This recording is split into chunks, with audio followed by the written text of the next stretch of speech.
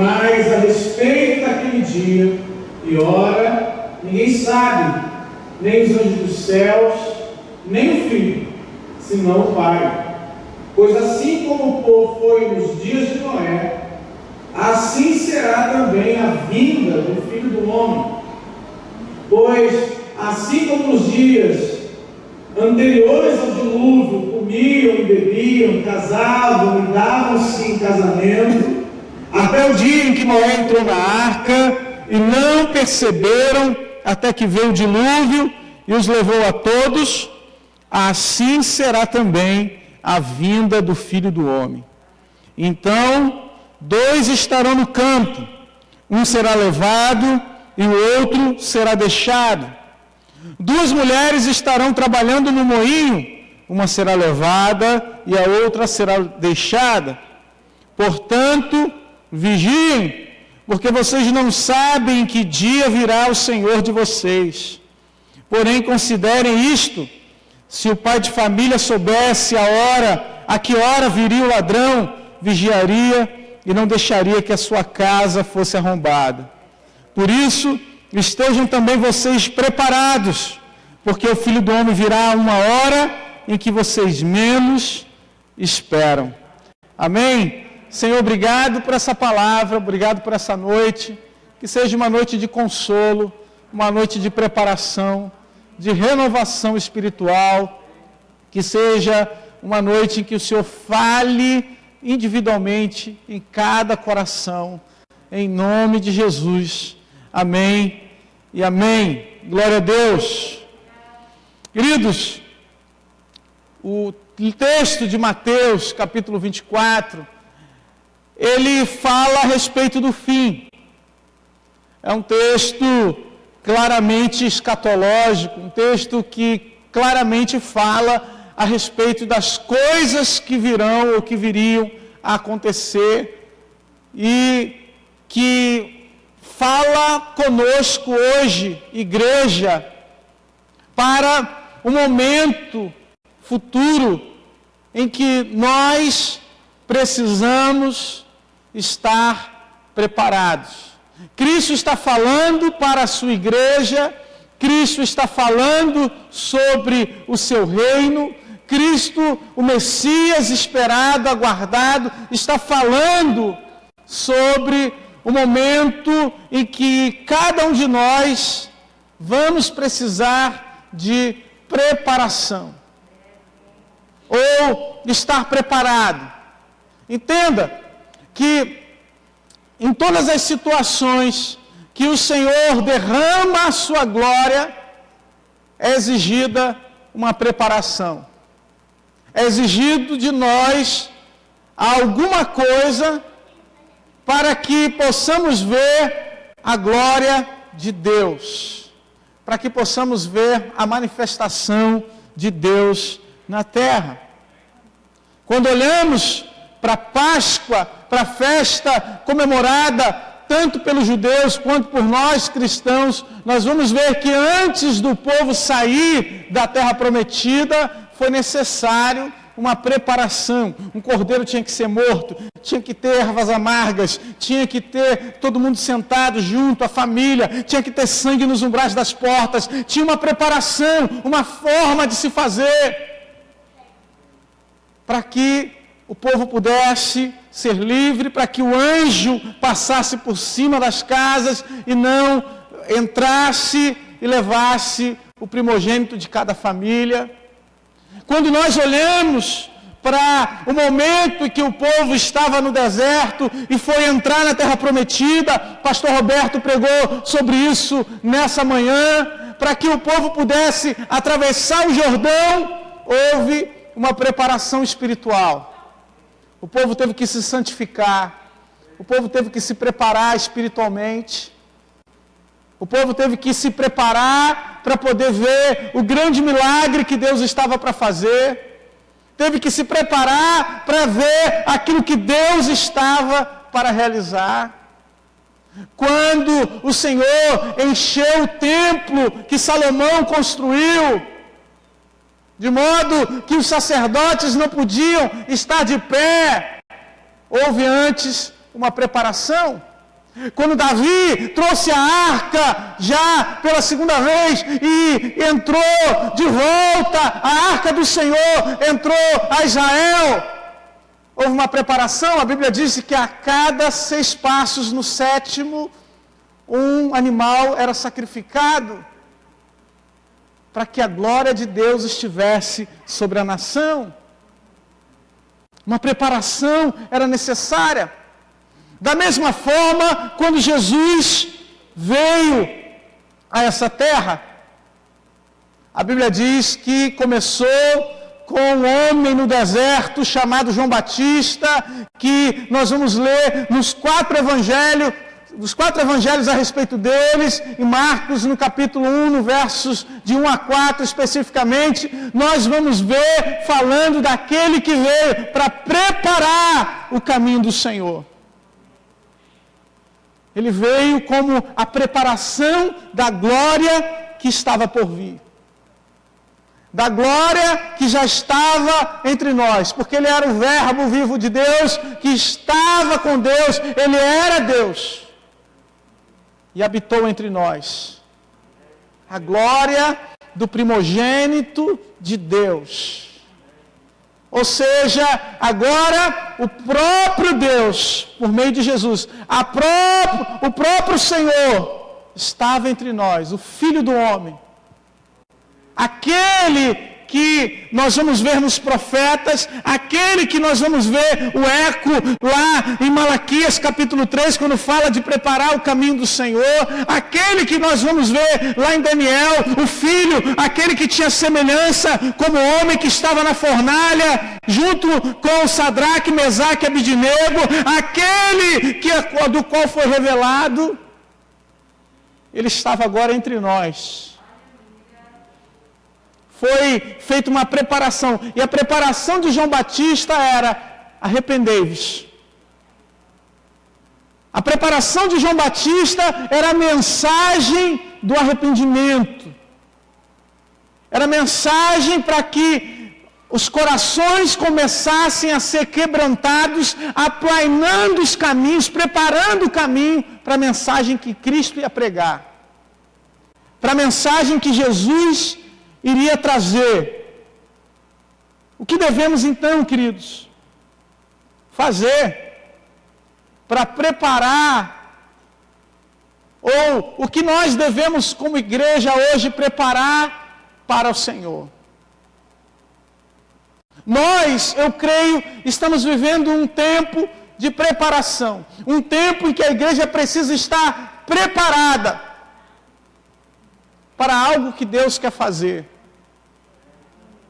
para algo que Deus quer realizar. E nós estamos preparados para muitas coisas, mas será que nós estamos preparados para a glória de Deus? Será que nós estamos preparados para sermos revestidos? Como o Senhor Jesus disse para aqueles homens: ficai, permanecei em Jerusalém, até que vocês sejam revestidos de poder. Será que nós estamos preparados para o novo de Deus? Será que nós estamos preparados para um novo tempo de Deus na nossa vida? Será que nós estamos preparados para um tempo de renovo, de transformação? Porque às vezes nós falamos: Senhor, eu quero, muda a minha vida, transforma, e Deus começa a mudar. A gente diz: não é por aí não, Jesus. Eu pensava que era de outro jeito. Eu tinha uma outra expectativa para aquilo que o Senhor queria fazer, mas, querido, não é do teu jeito não, meu irmão. As coisas não acontecem do jeito que você acha, do jeito que você pensa. Tudo está nas mãos dEle. E é por isso que aqui, quando nós lemos os versos de 36 ao 44, nós vamos ver falando a respeito de um dia, de uma hora, que ninguém sabe quando vai acontecer. De um momento em que ninguém consegue estimar. Por isso que toda a tentativa de estimar esse dia e essa hora está fora das Escrituras. É por isso que todos aqueles que tentaram estimar dia e hora para a vinda do Senhor são hereges, estão fora da vontade de Deus e por isso não se cumpriram. São falsos profetas. Porque o texto é claro quando diz que o dia e a hora ninguém sabe. E ele continua dizendo, porém vai ser como nos dias de Noé. Como nos dias de Noé. E nos dias de Noé houve preparação. E quanta preparação houve. Parecia até você, minha irmã, se preparando para ir para o baile, né? Lembra? Você se arrumava toda, botava aquele salto. A irmã tem 1,50 m. Colocava o salto que parecia que tinha 1,80 m. Aquele cabelo arrumado, passava horas no salão, entrava de manhã, saía de noite, colocando aquele tratamento espiritual. O cabelo pode molhar, pode chover, que o cabelo permanece do mesmo jeito. Pode cair tempestade, vento, forte, que o cabelo continua igual. Passava lá na Maiara, fazia a sobrancelha. Só Jesus na tua vida se preparava toda, quando começou a namorar aquele abençoado, ele chegava bonito também, arrumado. Estou olhando para o Jonas aqui, que eu estou vendo já. Eu estou vendo o Jonas chegando para se encontrar com a Tânia. Galã, alto, perfumado, cheiroso, todo arrumado. Igualzinho, querido. Por isso, é assim que o Senhor espera te encontrar. Preparado. A noiva adornada, preparada para se encontrar com o noivo. E a gente se prepara para um monte de coisa. Se prepara para o mercado de trabalho, estuda, se esforça, busca as melhores referências, busca as melhores estratégias de mercado. Nós nos preparamos para um concurso público, estudamos, fazemos cursinho, nos preparamos, nos esforçamos. Mas, e para o reino de Deus? E para a manifestação de Deus na nossa vida? Será que nós estamos preparados? Será que nós estamos prontos? Noé estava preparado. E meu irmão Noé teve que aguentar aquele povo. Um povo que zombava de Noé. Um povo que fazia pouco da fé dele. Um povo que não acreditava na mensagem dele. Um povo que não queria saber de Deus. O coração do homem estava afastado de Deus. O coração do homem estava distante do seu Criador. Mas Noé tinha uma mensagem, a mensagem, vai chegar um dilúvio. Entenda isso, querido. Que a mensagem que Deus colocou no teu coração é uma mensagem que te chama à ação. Amém? Noé não tinha uma mensagem e ficava parado, mas a mensagem de Noé levava Noé a construir uma arca. A mensagem de Noé levava ele a ir serrar, preparar, medir, construir algo que estava para acontecer. A mensagem que Deus colocou no teu coração te leva a construir uma obra também. Te leva a se esforçar também por uma obra. A obra daquilo que Deus está fazendo. Obra na qual o próprio Deus te orienta. O próprio Deus te instrui, revela, fala contigo acerca daquilo que você tem que fazer. Ele te mostra o caminho. E assim foi.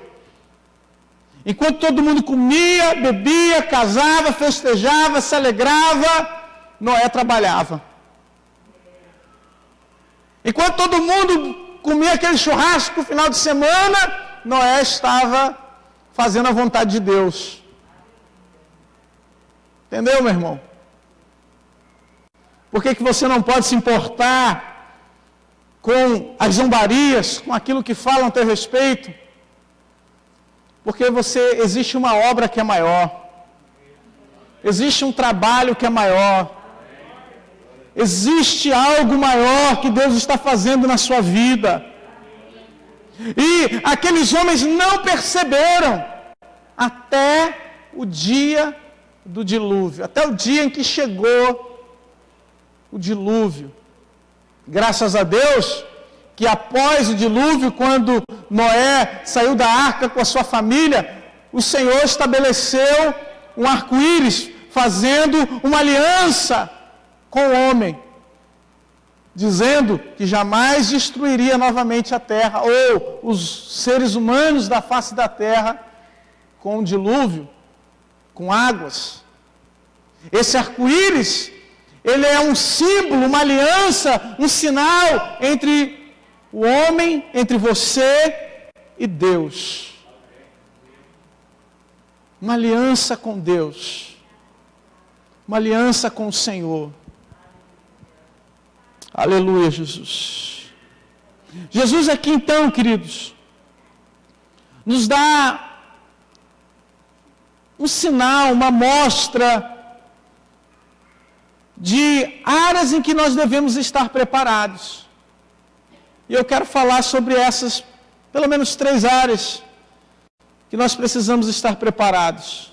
Ou fala a igreja do Senhor a respeito de quem deve se preparar para que o reino de Deus se manifeste. Porque na sequência do texto que nós lemos, Jesus vai contar então para nós 3 parábolas. A primeira parábola é a parábola do servo fiel. A segunda parábola é a parábola das 10 virgens. E a terceira parábola é a parábola dos talentos. Na parábola do servo fiel e do servo mau, nós vamos ver Jesus falando de um administrador, de uma pessoa que tinha a responsabilidade de cuidar dos servos daquele senhor, tinha a responsabilidade de dar o pagamento, tinha a responsabilidade de dar o sustento. Ele era um administrador. Ele recebia do Senhor para entregar para os trabalhadores. E esse recado, querido, é um recado de Deus para os pastores. É um recado de Deus para aqueles que estão em posição de liderança. É um recado de Deus para aqueles que ministram na casa de Deus. É um recado de Deus para os músicos. É um recado de Deus para os líderes, para os homens de Deus. É um recado de Deus para nós. Porque Ele diz que é bem-aventurado, é feliz, né? Aquele que quando o Senhor volta, encontra esse servo, né, que é o administrador, cuidando, fazendo o seu papel, mas que ele vai ter um castigo severo, vai ser condenado, se quando o Senhor voltar, ele estiver bebendo, gastando, fazendo aquilo que não agrada a Deus. Em outras palavras, Deus está falando que o tempo pode revelar aquilo que está no nosso coração. Que a demora do Senhor pode fazer com que muitos desistam e comecem, né, aqueles que antes pregavam, falavam, que tinham ousadia em Deus, agora estão vivendo as suas vidas como se Deus não fosse voltar, como se Deus não existisse, como se o Senhor não fosse cobrar das suas atitudes, vivendo sem compromisso.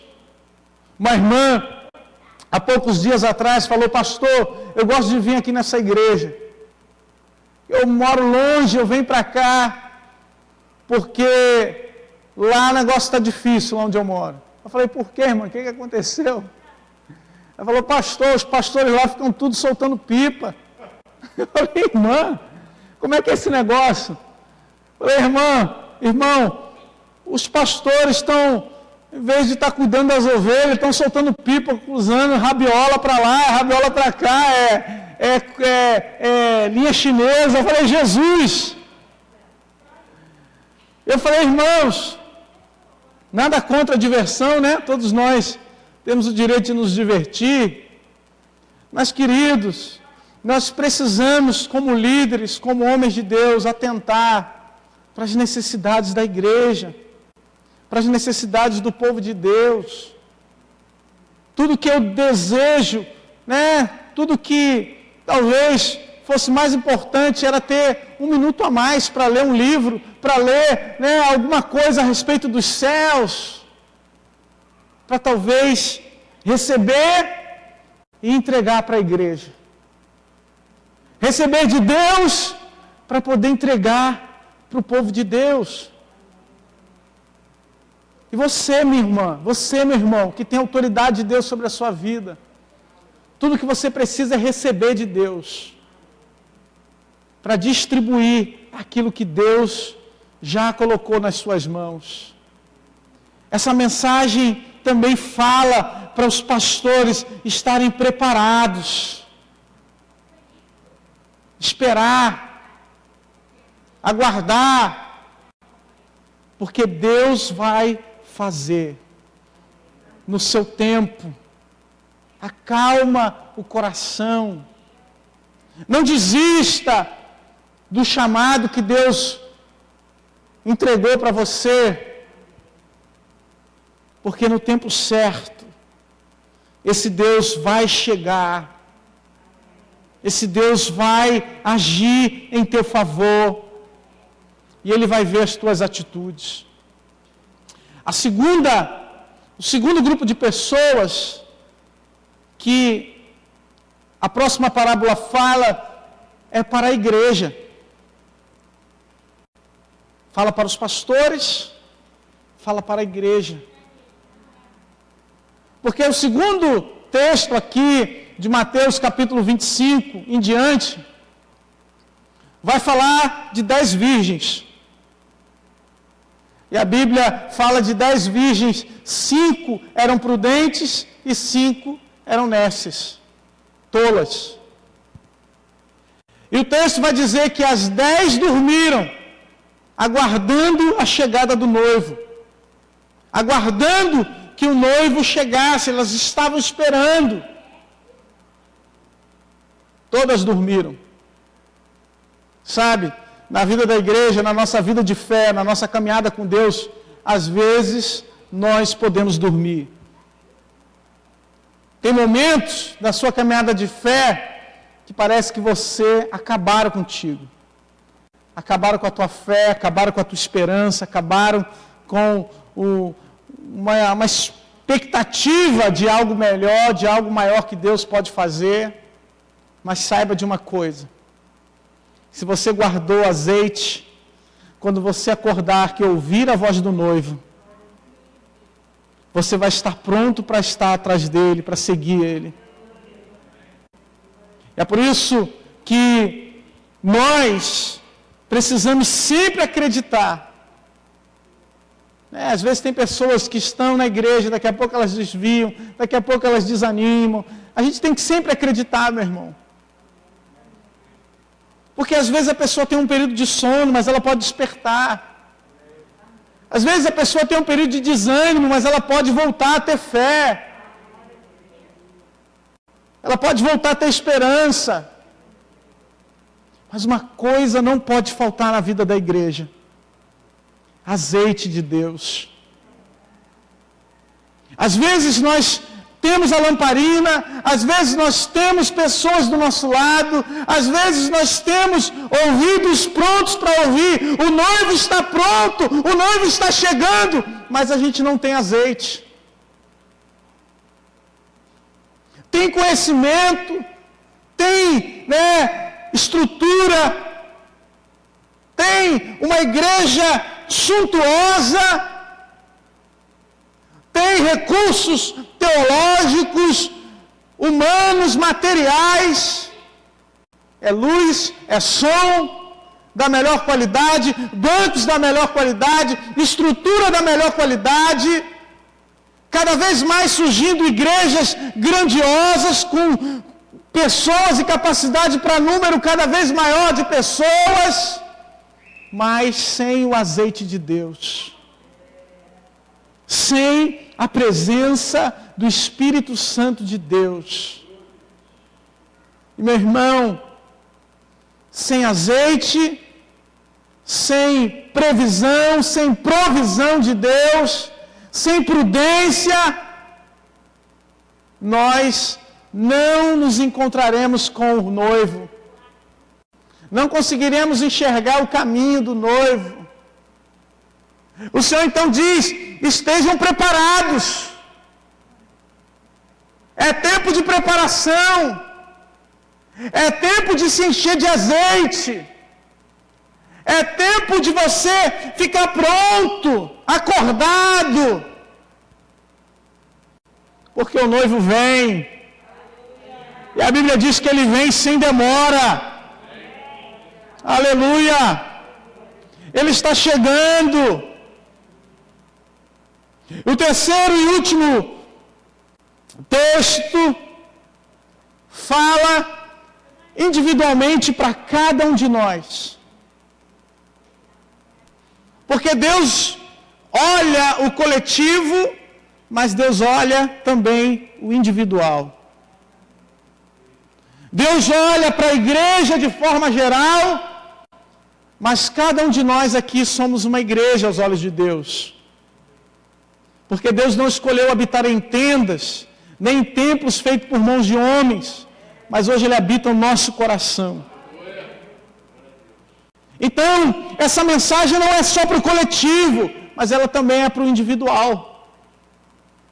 E no capítulo 25, no verso 14, Jesus vai contar a parábola dos talentos. E na parábola dos talentos, ele vai entregar 5 talentos para um servo, 2 talentos para outro, 1 talento para o outro servo. Uma moeda. E cada servo vai ter atitudes diferentes com relação àquilo que recebeu de Deus. Entendeu, querido? Quando você se alistou no exército de Deus, quando você recebeu Jesus na sua vida, quando Cristo fez morada no teu coração, Ele entregou para você um bem precioso. Só que esse bem não é para ficar enterrado, não é para ficar guardado. E a sua atitude diante daquilo que Deus te entregou é que vai determinar qual vai ser o seu futuro. A atitude de cada um de nós diante daquilo que recebemos de Deus é que vai determinar aonde nós vamos chegar. Porque o servo que recebeu 1 talento e guardou, ele foi repreendido. Não foi porque ele simplesmente não colocou no banco, porque ele entregou a mesma coisa, ou porque a inflação aumentou. Ele foi repreendido porque ele não arriscou. Porque ele não fez nada. Porque ele ficou sentado no banco. Porque ele guardou tudo aquilo que ele tinha. Porque ele ficou acomodado diante das bênçãos de Deus. Então, o Senhor fala que chegou o tempo da gente arriscar. Que preparar o caminho do Senhor, que preparar a igreja que vai morar no céu. É momento de você se arriscar. Hoje, pela manhã, o pastor Roberto perguntou: você tem medo de sair de casa? Alguns irmãos falaram: eu tenho medo, pastor. Mas a realidade, querido, é que todos nós que vivemos no Rio de Janeiro, num contexto de violência, num contexto que nós sabemos em que pessoas são mortas todos os dias, todos nós nos arriscamos. A gente se arrisca para muita coisa, mas muitas vezes não temos coragem para nos arriscar para o reino de Deus. A gente tem medo dos dedos apontados, das risadas, a gente tem medo de um monte de coisa. Ô Senhor, mas o Senhor te chama para ser adorador, querido. E eu quero encerrar essa mensagem falando isso para você. Porque eu me lembro de um dos relatos mais lindos da Bíblia, mais bonitos, que está lá em João, no capítulo 4, quando os seus discípulos, ou os discípulos de Jesus, vão comprar alguma coisa para comer, e Jesus fica sozinho com uma mulher samaritana, e os samaritanos não se davam bem com os judeus, e Jesus pede água para aquela mulher, e aquela mulher fala: como ousas me pedir água, sendo que sou uma mulher samaritana? Jesus olha para ela e diz: se você soubesse quem está falando contigo, mulher, tu me pediria, eu te daria água viva para beber, tu nunca mais ia ter sede. E ela faz então uma segunda pergunta para Jesus: olha, mas os nossos pais diziam que era aqui que adorava, e onde é que realmente se adora? Ele diz: a hora já chegou, é agora! E que os verdadeiros adoradores adorarão o Pai em espírito e em verdade. Jesus começa a revelar a respeito da vida daquela mulher, fala para ela: olha, tu já tiveste 5 maridos, que tu tem agora também não é teu marido. Ela diz: eita, mistério, Deus falou comigo hoje. E no capítulo 4, no verso 28, acontece algo sensacional. A Bíblia diz que diante daquelas revelações, diante daquelas palavras, diante de tudo aquilo que Jesus mostrou para aquela mulher, ela diz no capítulo 4, no verso 28, que aquela mulher deixou o seu cântaro para trás e foi para a cidade.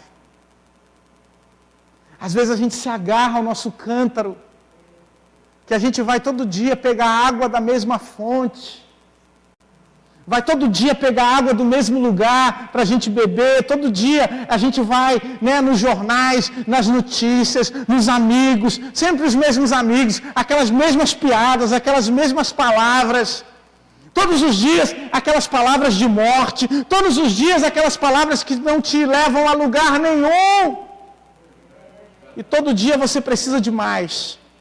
Eu costumo dizer, meu irmão, que novela é uma coisa que você não pode nem chegar perto, porque novela é viciante. Meu irmão, se você assistir um capítulo de uma novela, pode estar no meio, pode estar perto do... Meu irmão, aquilo ali vai te levar para assistir o próximo capítulo. Se você colocar o teu pé, o teu olho assim, só um pouquinho na novela, meu irmão, aquilo ali tem um poder de te atrair. E às vezes a gente está bebendo da mesma fonte, usando os nossos recursos, os nossos cântaros, mas Jesus falou: eu tenho uma missão maior para você. Eu quero te tornar verdadeiro adorador. Eu quero tornar você, alguém preparado para a glória de Deus que está por vir. E essa mulher então nos mostra que nesse tempo de preparação, o que nós precisamos fazer é deixar fora os artifícios humanos, naturais, materiais. E a Bíblia diz que ela foi para a cidade. E na cidade, a mensagem dessa mulher era: não seria ele, por acaso, o Cristo? Ela fez uma pergunta para as pessoas. Ela contou: olha, eu me encontrei com Jesus, eu me encontrei com um homem que falou a respeito da minha vida, ele falou tudo que eu estou vivendo, tudo que eu estou passando. Por acaso esse homem não seria o Cristo, aquele que nós estamos esperando? Não seria aquele que viria estabelecer o seu reino? Não seria aquele que viria para acabar com toda essa patifaria que a gente está vivendo hoje e estabelecer a glória de Deus? Não seria ele? E a Bíblia diz que as pessoas vieram até Jesus. E no final do capítulo 4 nós vamos ver os próprios moradores da cidade dizendo: agora já não é mais essa mulher que fala, porque agora nós nos encontramos com Ele. Nós nos encontramos com Jesus. Deus te chamou para isso, querido. Deus te chamou para estar preparado para isso. Receber da fonte que é Jesus e mostrar: a fonte está aqui. Sabe qual é o nosso problema? Para encerrar aqui, que o tempo já está. O problema é que a gente quer receber da fonte e dizer: eu sou a fonte. O problema é que a gente quer receber da fonte e dizer: vinde a mim, que eu sou profeta. Eu tenho a revelação de Deus. A gente quer receber da fonte e dizer: eu aqui tenho a palavra. Vem aqui que tu vai ver. Mas nós precisamos lembrar de dizer: olhai para o Cordeiro de Deus. Porque é Ele quem tira o pecado do mundo. É Ele quem tem poder para libertar. É Ele quem tem poder para salvar a tua vida, a tua família, a tua casa. É Ele ainda que continua curando, trabalhando, fazendo, operando milagres, consolando. É Ele que continua enchendo a sua igreja de azeite, de renovo, de transformação. É Ele quem muda, é Ele quem transforma. Ele é o Senhor de todas as coisas, porque dEle, por Ele, para Ele são todas as coisas. Exalte o seu nome, glorifique o seu nome, porque Ele é digno de louvor, de honra, de adoração. Aleluia. Eu quero orar por você, querido. Para nós encerrarmos, eu quero orar pela sua vida.